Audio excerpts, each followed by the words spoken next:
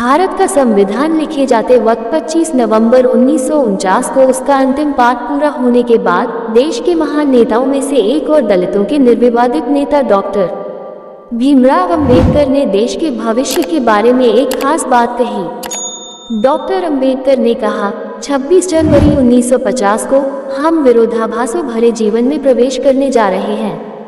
राजनीतिक जीवन में तो हमारे पास समानता होगी, लेकिन सामाजिक और आर्थिक जीवन में असमानता होगी। भारत ने 26 जनवरी 1950 को संविधान लागू होने के साथ खुद को एक संप्रभु, लोकतांत्रिक और गणतांत्रिक राज्य होने का ऐलान कर दिया। अपने भाषण में डॉक्टर अंबेडकर शायद नए गणतांत्रिक राज्य और पुरानी सभ्यता के बीच के अंतर्विरोधों के बारे में इशारा कर रहे थे। उन्होंने कहीं और कहा कि लोकतंत्र भारतीय भूमि का केवल ऊपरी पोशाक है।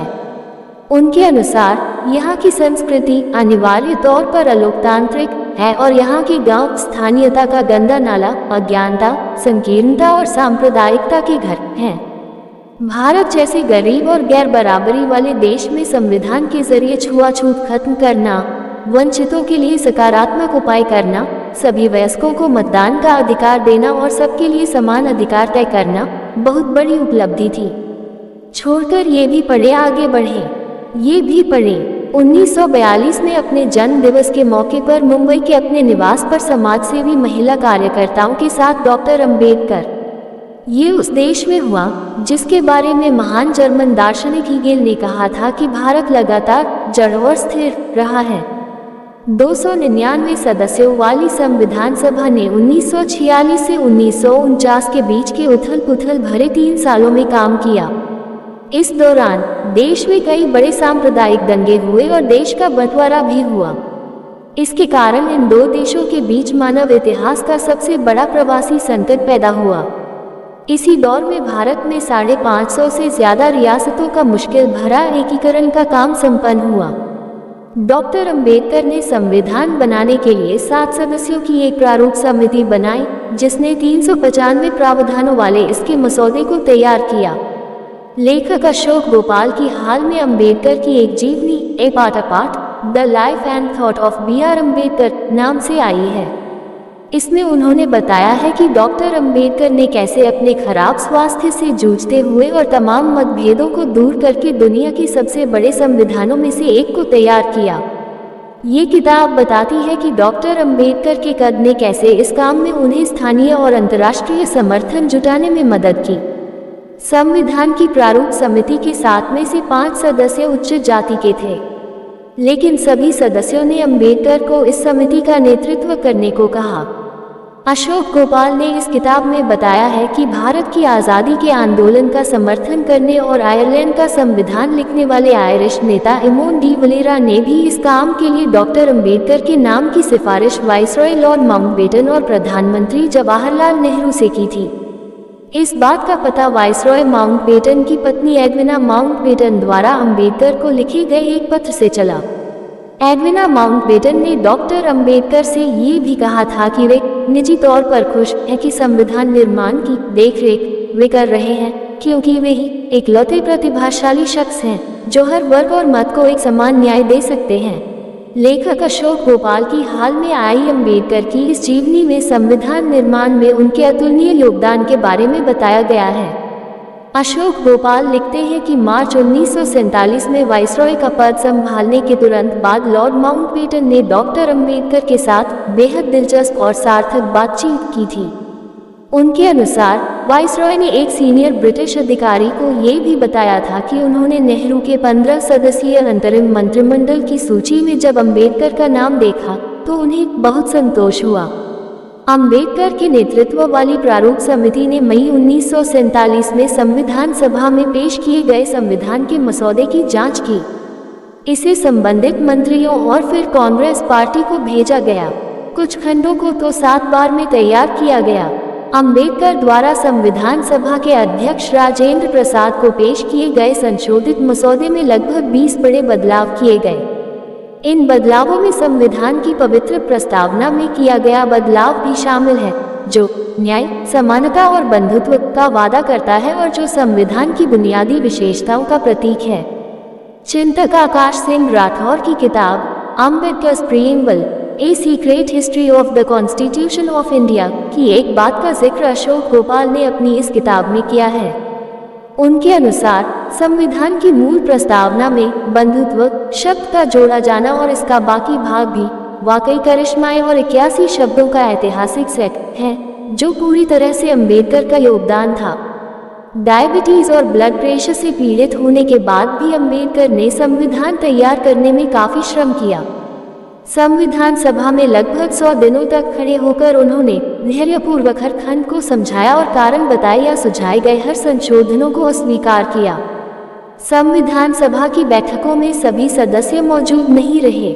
प्रारूप समिति के एक सदस्य टी कृष्णामाचारी ने नवंबर 1948 में संविधान सभा में कहा कि मृत्यु, बीमारी और अन्य व्यस्तताओं के कारण अधिकांश सदस्य पर्याप्त योगदान नहीं कर सके, जिसकी वजह से ये संविधान तैयार करने का बोझ डॉक्टर अम्बेडकर पर आ पड़ा। संविधान के मसौदे में 7500 से अधिक संशोधन सुझाए गए, जिनमें से लगभग 2500 को स्वीकार किया गया।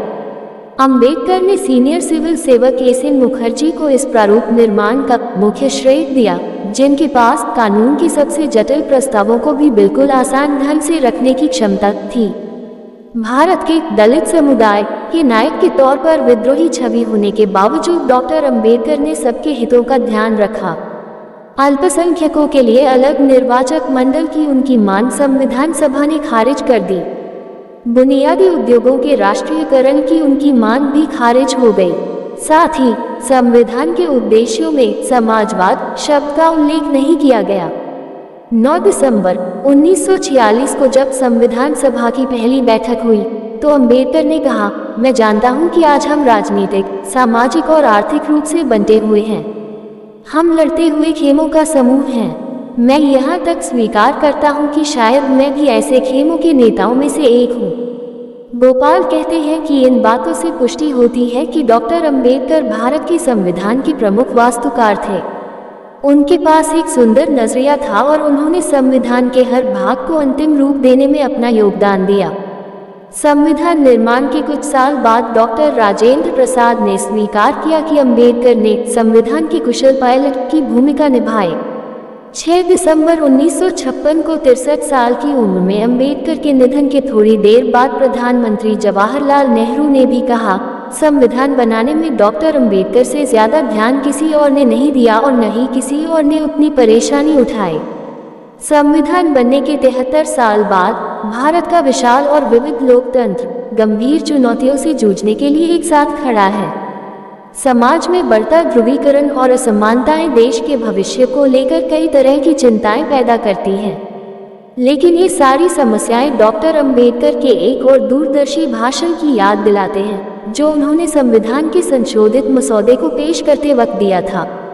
उन्होंने कहा था, भारत में अल्पसंख्यकों ने बहुमत का शासन वफादारी से स्वीकार किया है। अब ये बहुसंख्यकों पर निर्भर करता है कि वे अल्पसंख्यकों के खिलाफ भेदभाव न करने का अपना कर्तव्य निभाएं। डॉक्टर बाबा साहब भीमराव अम्बेडकर भारतीय इतिहास के प्रमुख व्यक्तियों में से एक थे, जिन्होंने उपेक्षितों, शोषितों, दलितों, पिछड़ों, पीड़ितों में सम्मानपूर्वक जीने की ललक जगाई। हजारों सालों से हो रहे शोषण और दमन के कारण मानसिक रूप से मृत पड़ी जमात के मन में अपने अधिकारों के प्रति जो बिगुल फूंका था, वह कारवां बनकर निरंतर बढ़ता जा रहा है। भारत देश को आज़ादी प्राप्त होने के बाद उन्होंने कहा था, हम ऐसे समय में प्रवेश कर रहे हैं जिसमें हम राजनीतिक रूप से तो बराबर हैं, लेकिन सामाजिक रूप से बराबर नहीं हैं। उनकी यह बात आज भी उतनी ही प्रासंगिक है जितनी उस समय थी। जातिवादी जहर ने हमारे भारतीय समाज को बुरी तरह जकड़ लिया है। इस कारण दलितों, पिछड़ों, आदिवासियों पर आए दिन अत्याचार होता रहता है, जिसके कारण एक बड़ी जनसंख्या जिल्लत की जिंदगी जीने के लिए अभ्यस्त है। जाति उन्मूलन के लिए प्रयास। डॉक्टर बाबा साहब भीमराव अम्बेडकर ने भारतीय समाज व्यवस्था का गहन अध्ययन किया और उन्होंने पाया कि भारत को कमजोर बनाने, इसकी विकास की धारा अवरुद्ध करने तथा सामाजिक सौहार्द में सबसे बड़ी बाधा भेदभावपूर्ण जाति व्यवस्था ही है। उनके समय देश में जाति प्रथा, जिसका सबसे अमानवीय रूप छुआछूत था, आज से कहीं अधिक विद्यमान थी। आज आज़ादी के 70 साल बाद भी वो कुछ पुराने रूप में और कुछ रूप बदलकर हमारे समाज में मौजूद हैं। जाति व्यवस्था के रूप में भारतीय समाज में शोषण को सामाजिक और धार्मिक मान्यता प्राप्त रही है, जिसे बाबा साहब भीमराव अंबेडकर ने भी स्वयं भी भोगा था। इसलिए उन्होंने इस अमानवीय व्यवस्था के खिलाफ लड़ाई अपने जीवन भर जारी रखी। भारतीय जाति व्यवस्था को समझने और उसके उन्मूलन के लिए उनकी पुस्तकें अछूत कौन और कैसे, शूद्रों की खोज, कांग्रेस और गांधी ने अछूतों के लिए क्या किया, जाति भेद का बीजनाश आदि प्रमुख हैं। इन पुस्तकों में उन्होंने बताया कि जाति भेद की नींव में धार्मिक ग्रंथ हैं, जिनको सामाजिक मान्यता प्राप्त है। सामाजिक क्रांति के उद्देश्य से ही उन्होंने धार्मिक सामाजिक कानून की किताब मनुस्मृति को 25 दिसंबर 1927 को अपने समर्थकों के साथ मिलकर दहन किया। उन्होंने कहा, मनुस्मृति अस्पृश्यों और महिलाओं की सामाजिक, धार्मिक, आर्थिक और राजनीतिक दास्ता का एक मुख्य कारण है। ये घटना भारतीय इतिहास में एक क्रांतिकारी महत्व रखती। बाबा साहब डॉक्टर भीमराव अंबेडकर ने भारतीय समाज के शोषितों, पीड़ितों, दलितों और पिछड़ों को आह्वान करते हुए कहा, शिक्षित बनो, संगठित बनो, संघर्ष करो। उन्होंने सिर्फ कहा ही नहीं बल्कि इसे अंजाम देने के लिए संस्थाओं और संगठनों का भी निर्माण किया। उनके द्वारा स्थापित संगठन और संस्थाएं हैं, सन 1924 में बनी बहिष्कृत हितकारिणी सभा, सन 1927 में समता सैनिक दल, सन 1928 में डिप्रेस्ड क्लासेस एजुकेशन सोसाइटी, सन 1936 में स्वतंत्र लेबर पार्टी, सन 1942 में अनुसूचित जाति फेडरेशन, भारतीय बौद्ध महासभा आदि। इन संगठनों के माध्यम से उन्होंने लोगों को शिक्षित और संगठित करने का महती काम किया। उन्होंने पीपुल्स एजुकेशनल सोसाइटी के अंतर्गत 1946 में बम्बई में सिद्धार्थ महाविद्यालय और 1950 में औरंगाबाद में मिलिंद महाविद्यालय की स्थापना की। इसके साथ ही 1953 में बम्बई में सिद्धार्थ वाणिज्य और अर्थशास्त्र महाविद्यालय एवं बम्बई में सिद्धार्थ विधि महाविद्यालय की स्थापना की। शिक्षा से सालों तक उपेक्षित समुदाय को शिक्षा का महत्व बताते हुए उन्होंने कहा, शिक्षा वह शेरनी का दूध है जिसे जो पिएगा वह दहाड़ेगा।